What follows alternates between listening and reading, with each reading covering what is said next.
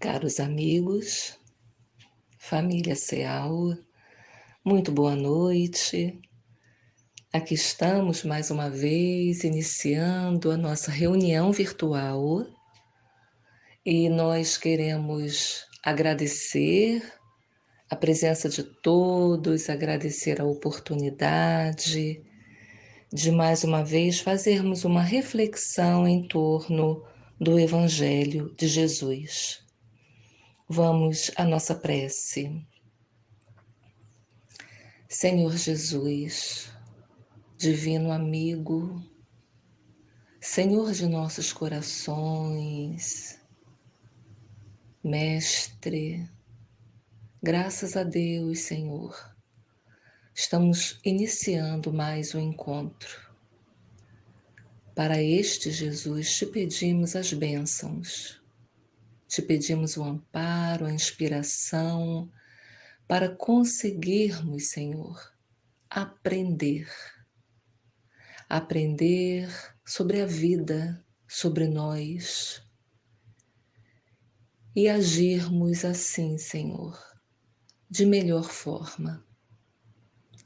Inspira-nos, Jesus, ajude-nos na compreensão, que a Tua paz nos envolva, hoje e sempre, graças a Deus. Bem, queridos amigos, nós estamos estudando o Evangelho segundo o Espiritismo. Estamos no capítulo 5, Bem-aventurados os aflitos. Hoje nós vamos comentar, vamos refletir sobre o item 11, esquecimento do passado. Nós que fazemos exposições e conversamos com as pessoas a respeito da doutrina espírita, é comum as pessoas perguntarem, questionarem sobre esse esquecimento do passado. Então, algumas delas costumam dizer: se nós tivéssemos outras existências, ou se nós temos outras existências, melhor dizendo, por que não nos lembramos delas? Não seria mais fácil viver lembrando do nosso passado em outras existências? Essas lembranças possivelmente nos ajudariam nas decisões de hoje. Além disso, dizem elas, isso não seria uma prova de que a reencarnação existe? Essas são perguntas, amigos, que permanecem. Esse questionamento é constante. Nós entendemos que ele é motivado por uma curiosidade daqueles que querem saber do seu passado, ou motivado por uma crença de que essa lembrança do passado realmente ajudaria no acerto das nossas ações. Embora tenhamos os esclarecimentos dos benfeitores espirituais a respeito desse esquecimento, ainda assim há pessoas inquietas com os próprios pensamentos, pessoas presas aos seus pensamentos, dificultando muitas vezes o entendimento das necessidades desse esquecimento, dificultando o entendimento das razões desse esquecimento do passado. Nós precisamos pensar nas muitas consequências desastrosas que essas revelações do passado provocariam nas sociedades. Esse esquecimento, meus amigos, é de ordem divina, é de sabedoria divina. Deus sabe o que é melhor para nós.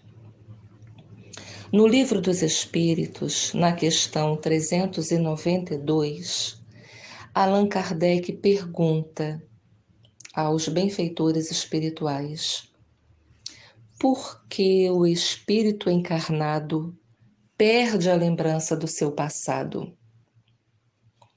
E eles respondem: o homem não pode nem deve saber tudo. Deus assim o quer em sua sabedoria. Sem o véu que lhe oculta certas coisas, o homem ficaria ofuscado, como quem passa sem transição da obscuridade à luz. Pelo esquecimento do passado, ele é mais senhor de si. Então vejamos bem aqui. A resposta começa com a seguinte frase: o homem não pode nem deve saber tudo. Por quê, meus amigos? O homem não pode nem deve saber tudo. A recordação do passado acarretaria uma alta carga de sofrimento pelo remorso. E isso iria dificultar os compromissos elevados. A recordação do passado poderia se tornar um motivo de desânimo, de abandono dos deveres ou medo de enfrentar novos desafios. A lembrança ainda dos fatos do passado traria à memória a presença daqueles companheiros comprometidos igualmente como nós com a realidade de agora, com as circunstâncias de agora. Ou traria ainda à memória as vítimas ou os responsáveis pela desgraça, pelas dores. E isso aumentaria a nossa animosidade em nossas relações sociais. Por outro lado, lembrar dos momentos gloriosos, de afeições especiais, reconhecemos que, de uma forma, isso iria contribuir para o nosso esforço, estimulando a continuidade do nosso esforço. Mas correríamos o risco de, em função dessa lembrança de momentos gloriosos nossos e de afeições especiais, correríamos o risco de nos isolarmos nesse meio.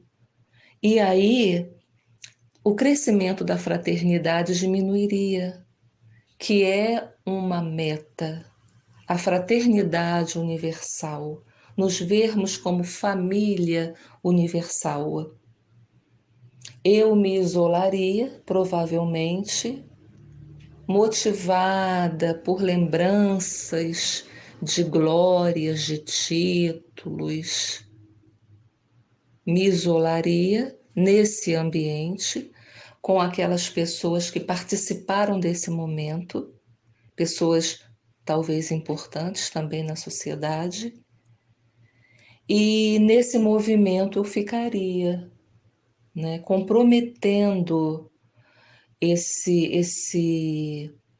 essa meta nossa de nos vermos como família, de abraçarmos outros grupos, de nos envolvermos em outras causas. Na resposta, Allan Kardec continua dizendo, Allan Kardec não, desculpem, os espíritos superiores, Deus assim o quer em sua sabedoria. A gente precisa desenvolver em nós essa certeza, esse pensamento, essa verdade, essa fé de que Deus sabe o que é melhor para nós. Imaginemos, sem essa lembrança do passado, nós já nos comportamos de forma orgulhosa. Nós já nos comportamos buscando companhias admiráveis, motivados por uma vaidade. Nós já buscamos sempre o público, buscamos o aplauso, buscamos a aceitação, né? Se nós juntarmos a lembrança do passado, no caso de termos tido essa glória, ao que nós já trazemos hoje como consequência desse passado, isso seria uma total desgraça para nós. Isso não nos ajudaria em nada no nosso crescimento. Ainda na resposta dos espíritos superiores, eles finalizam com a seguinte frase: pelo esquecimento do passado, ele é mais senhor de si. O homem, o espírito, é mais senhor de si pelo esquecimento do passado. Ou seja, tem livre-arbítrio.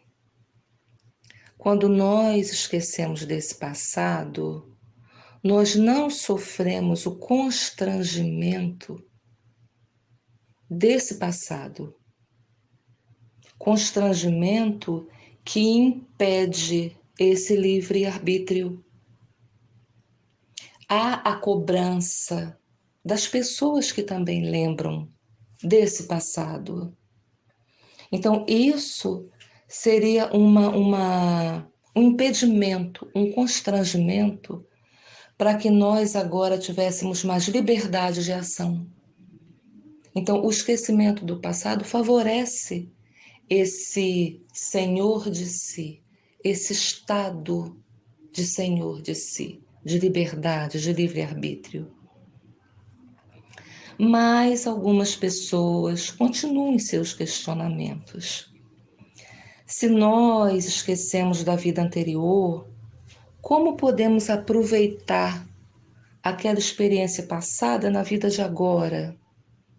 Ou seja, se eu fiz algo certo, como saber para continuar fazendo certo? Ou se eu fiz algo de errado com pessoas, no trabalho, no ambiente, ou com a minha própria saúde, como saber para corrigir isso, para reparar esse erro? Aí Allan Kardec, mais uma vez, no Evangelho, nos diz o seguinte: é em vão que se argumente que o esquecimento do passado seja um obstáculo para que se possa aproveitar da experiência de vidas anteriores. Frequentemente, o espírito renasce no mesmo meio em que já viveu, estabelecendo de novo relações com as mesmas pessoas, a fim de reparar o mal que lhes tenha feito, ou ampliar, né, os laços de afeto. Nos reencontramos nas mesmas circunstâncias. Reencontramos as simpatias e as aversões, as vantagens e as dificuldades com as quais nós nos achamos afinizados ou comprometidos. Então, meus irmãos, se Deus julgou conveniente lançar um véu sobre o passado, é que isso devia ser útil, né? Então, embora nós não nos lembremos dos acertos e dos erros, mas nós estamos no meio favorável. com as pessoas favoráveis envolvidas no nosso reparo e no nosso crescimento. As oportunidades se dão a todo momento de crescimento e de reparo. Tenhamos essa certeza na sabedoria de Deus. Se Deus julgou conveniente lançar um véu sobre o passado, é que isso devia ser útil. Mas Deus nos deu o que é necessário para o nosso melhoramento. Há o esquecimento, mas há a voz da consciência. A voz da consciência, as tendências instintivas que nós trazemos, nos ajudam nesse acerto, nos ajudam no reparo que precisamos fazer, nos ajudam no crescimento que precisamos ter. A voz da consciência nos adverte do que é bem e do que é mal. As tendências instintivas. Nossas atuais tendências indicam o que é preciso ser corrigido. Então, você provavelmente já identificou algumas tendências em si, em você. Um olhar mais apurado, um olhar desprovido de concessões, uma investigação interna neutra, provavelmente vai detectar essas tendências que precisam ser corrigidas, corrigidas com amor, com atenção, corrigidas com responsabilidade. No caso dessas tendências serem boas, nos resta ampliar. Serem positivas, nós precisamos ampliar, detectando em nós tendências positivas e boas, precisamos desenvolvê-las.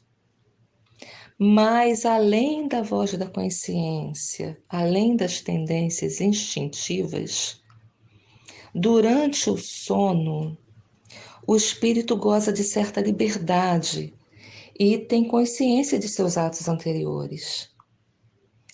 O espírito sabe por que sofre e que sofre justamente. Mas isso acontece entre aqueles mais desapegados da matéria, entre aqueles homens e mulheres mais desejosos de um aperfeiçoamento moral. Então, nesse desapego da matéria, desprovidos das coisas do mundo, né? Não estamos falando aqui do pobre, do miserável, estamos falando daqueles que usam os bens materiais sem o apego, sem a posse, né? Então, essas pessoas que assim são, as pessoas que estão mais preocupadas com seu desenvolvimento interior, o seu aperfeiçoamento moral, elas têm a oportunidade, por conta desse estado, de durante o sono ter essa consciência dos seus atos anteriores, ter essa lembrança do porquê sofre, né? E então Allan Kardec diz que nesse estado de emancipação da alma, o espírito aure novas forças, se souber aproveitar esse momento de emancipação, né, da alma. Ele aure novas forças para o seu dia a dia, para os seus compromissos, as suas responsabilidades no lar, no trabalho, na instituição religiosa, na vida. Então, são recursos de observação e uso. A voz da consciência, as tendências instintivas, o sono, a prece, são recursos de observação e uso para os nossos acertos na vida, na encarnação. Emmanuel nos diz: tomando um novo corpo, a alma tem necessidade de adaptar-se a esse instrumento. Precisa abandonar a bagagem dos seus vícios, dos seus defeitos, das suas lembranças nocivas, das suas vicissitudes nas existências tenebrosas. Os neurônios desse novo cérebro fazem a função de aparelhos quebradores da luz. O sensório, que é um transmissor de sensações, é uma parte do cérebro que faz esse trabalho de transmitir sensações. O sensório limita as percepções do espírito. E somente assim pode o ser reconstruir o seu destino. Então, para que o homem colha benefícios da sua vida temporária, faz-se mister que assim seja, para que se alivie a mente na direção de novas conquistas. Isso é fabuloso. Isso é ação divina. Emmanuel está falando de um ajuste físico da formação do nosso corpo em benefício ao desenvolvimento do espírito, em benefício ao bem-estar do desenvolvimento do espírito. São recursos orgânicos que favorecem. Emmanuel aqui está citando as células, os neurônios, né, o sensório, que fazem esse papel de inibição para que o espírito alivie-se, né? Alivie a mente na direção de novas conquistas. Vamos aqui imaginar, meus amigos, a seguinte situação: um operário, né? Um operário, um homem que está lá na indústria e desempenhando lá o seu trabalho, mas nesse desempenho ele causa alguns prejuízos à empresa, danifica equipamentos, provoca acidentes, atrasa-se para o trabalho, para o serviço, se nega alguma qualificação, né? Nunca pode, sempre preguiçoso, negligente. Imaginemos esse operário ao fim de muitos anos desencarnando, reencarnando, tendo a oportunidade de novo de um trabalho assim numa grande empresa. E imaginemos que, sendo possível recordar as vidas passadas, imaginemos todos ali envolvidos naquele meio, reencontrando, muitos deles se reencontrando e lembrando do que cada um fez quando juntos trabalhando. Imaginemos, meus amigos, aquela cobrança, né? Aquele chamar a atenção do outro, ó, cuidado aí, lembra, da outra vez você quebrou isso, da outra vez você deu um prejuízo grande à empresa, da outra vez você colocou em risco a vida de um colega. Ó, não vai se atrasar, você vivia se atrasando, dessa vez você vai ter que se qualificar, porque de outra vez você fugiu a todo investimento por preguiça, por comodismo. Imaginemos essas cobranças, essas lembranças constantes.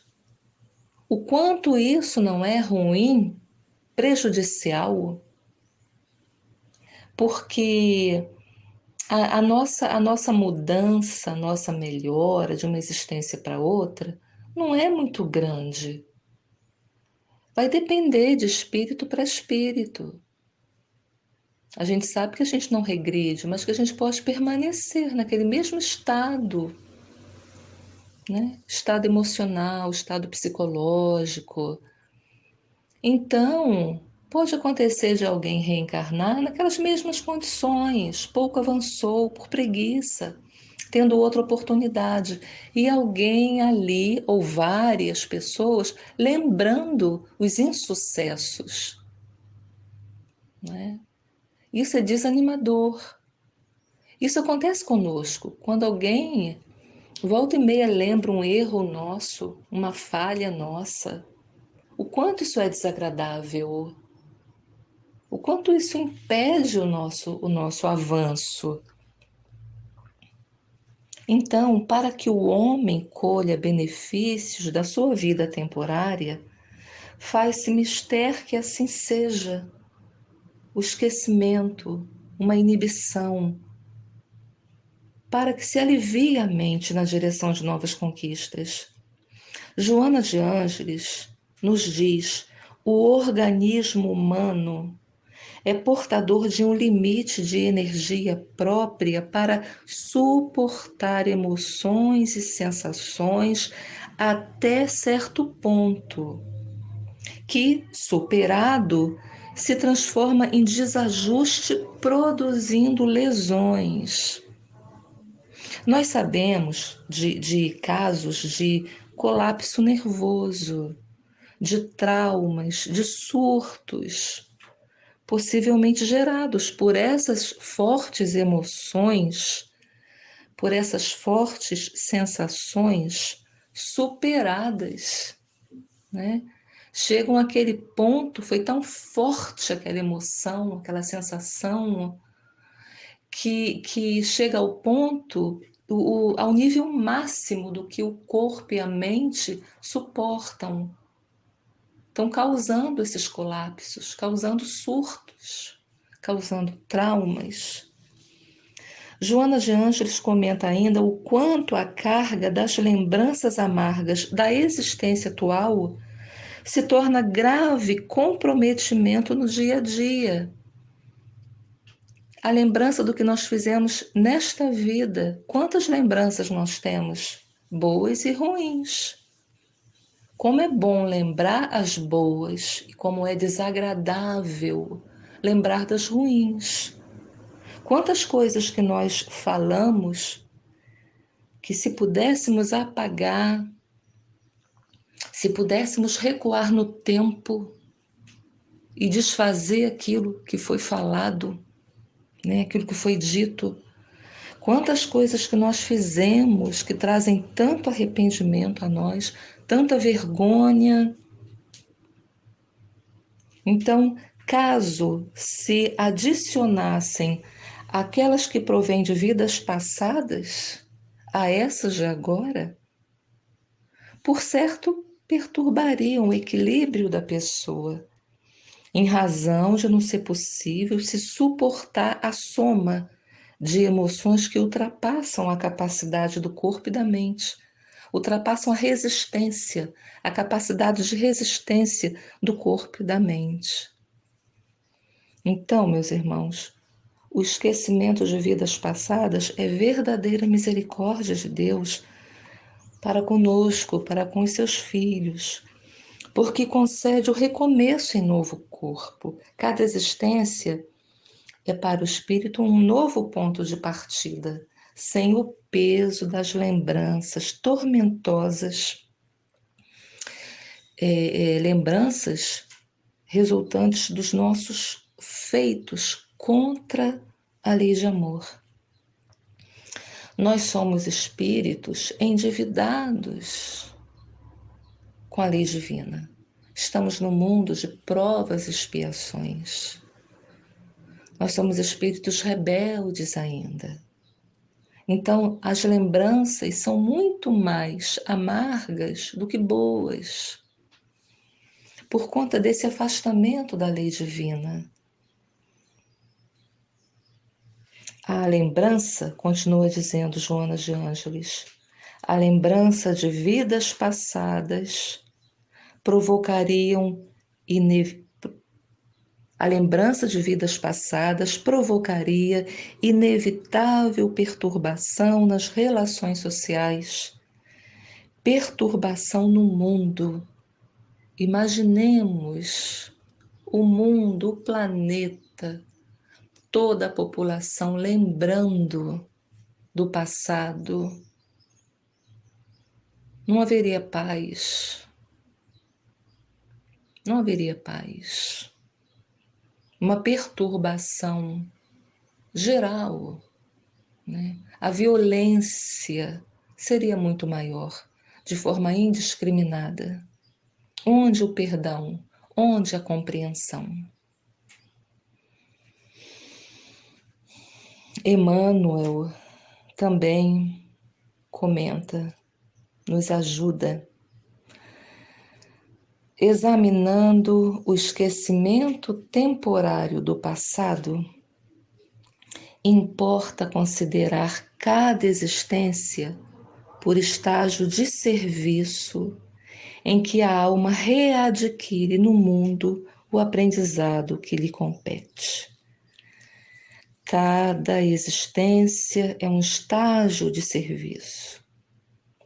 E para que esse estágio seja promissor, faz-se necessário o esquecimento do passado. Allan Kardec diz, além disso, o esquecimento ocorre apenas durante a vida corpórea. Retornando à vida espiritual, o espírito recobra a lembrança do passado. Então, trata-se apenas de um esquecimento temporário, né? De uma interrupção temporária, enquanto estamos encarnados, que isso acontece. Desencarnando, essa lembrança vai voltando.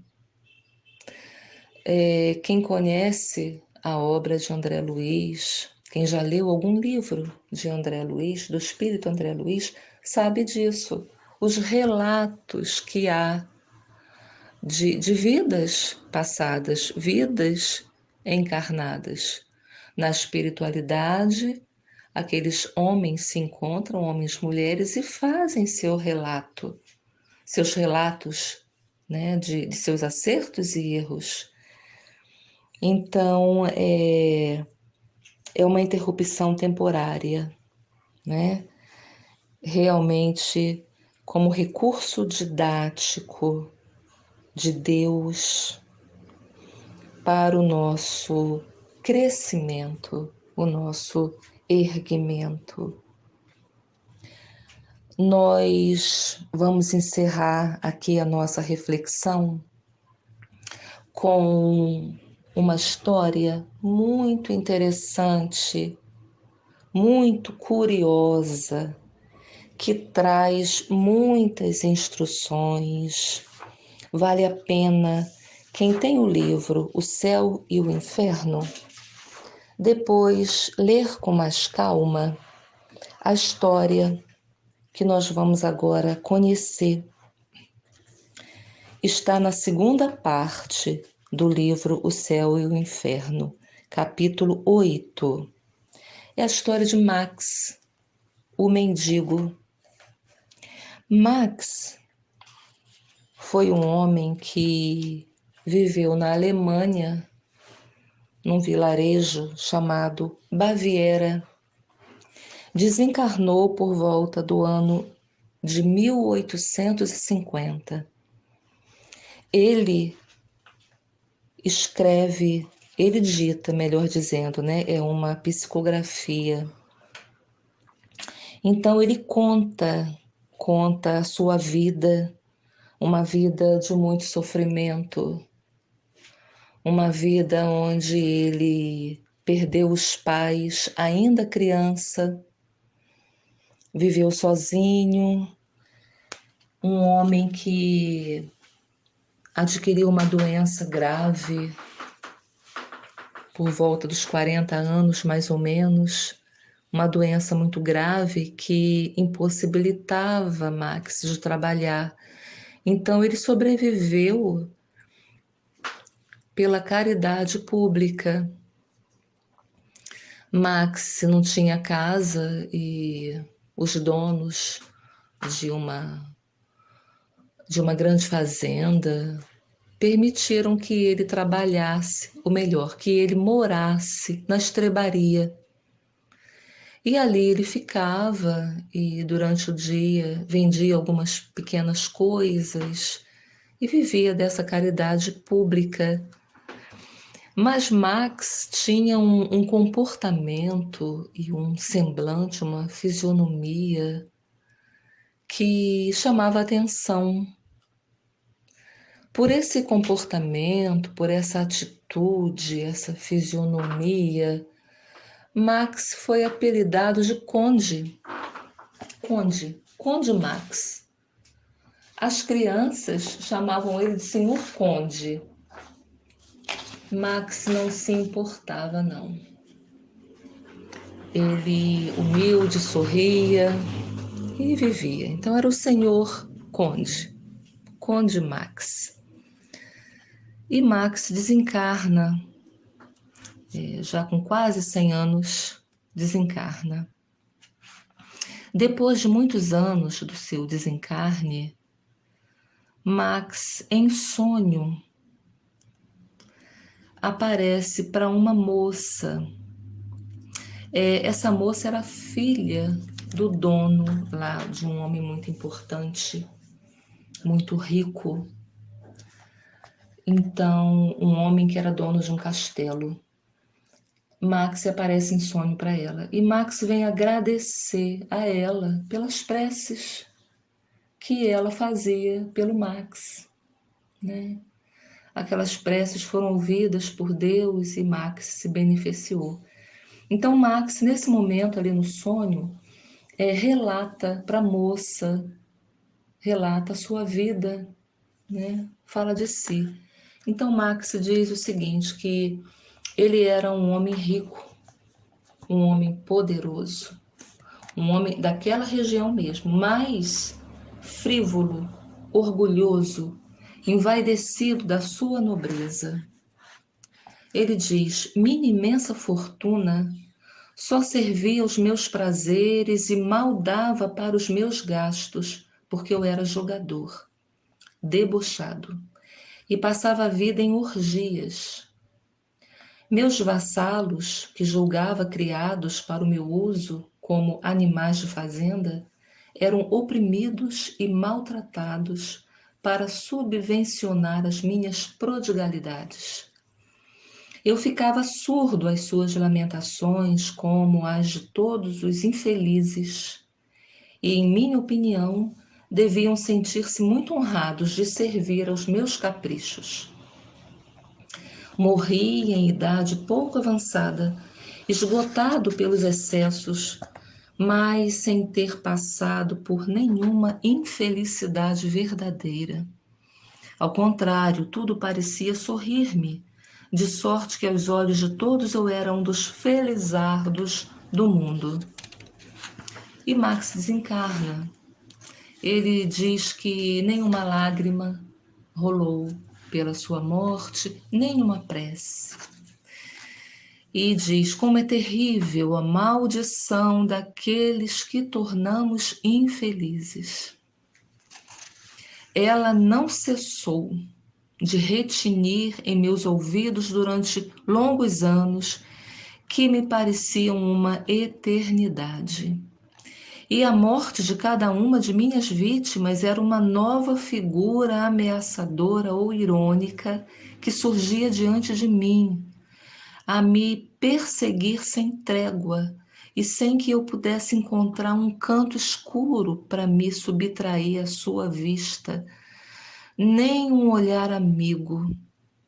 Meus antigos companheiros de devassidão, infelizes como eu, me fugiam e pareciam até dizer com desdém: não podes mais pagar os nossos prazeres?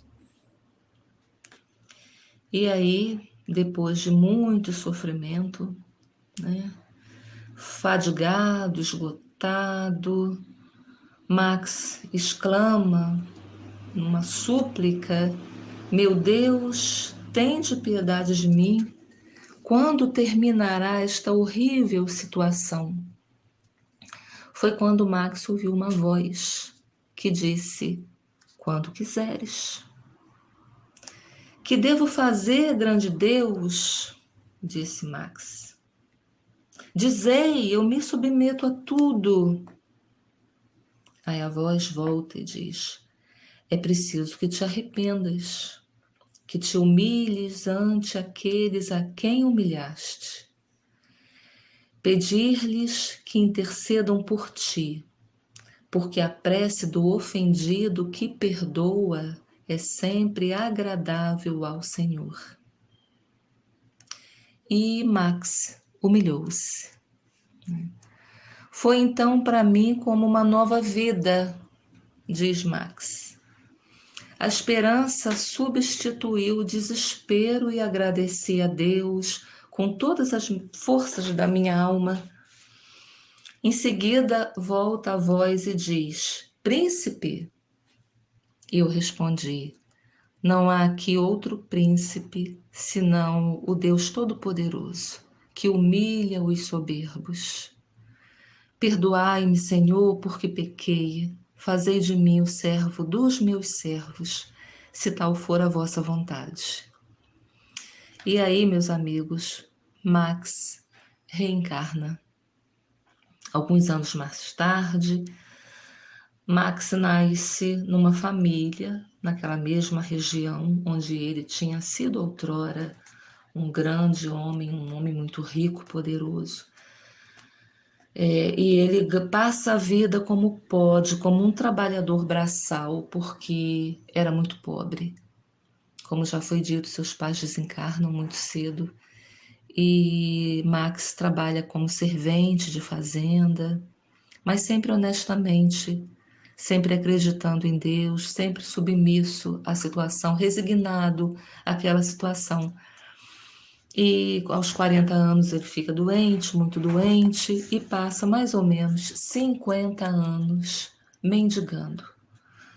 Mendigando naquelas terras que outrora tinham sido as dele. E onde agora, por ironia, tinham apelidado ele de Senhor Conde, né? No sonho, quando ele encarnado, Max se deleitava porque ele percorria aquelas terras, ele reinava, né? Desprendido da matéria, lembrando do seu passado. Max, em sonho, era feliz, se deleitava. Quantas vezes me revi em meio à minha antiga fortuna. Tais visões me deixavam, ao despertar, um indefinível sentimento de amargura e de pesar. Então, embora em sonho ele vivia aquele momento com uma certa alegria, acordando, voltando ao estado de vigília, ele se sentia dessa forma, amargurado, né? Mas jamais um lamento escapou de minha boca. E quando Deus se designou chamar-me, eu o louvei por ter me dado coragem de sofrer sem murmurar essa longa e penosa prova, cuja recompensa hoje recebo.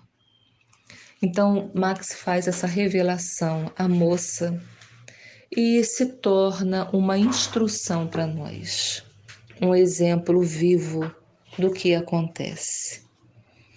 Resta-nos, amigos, de posse dessas reflexões, dessas lições que a doutrina espírita nos traz, esse conforto, essa revelação bendita, resta-nos viver com retidão, viver com responsabilidade, viver com resignação, com submissão à vontade de Deus, certos de que está tudo certo.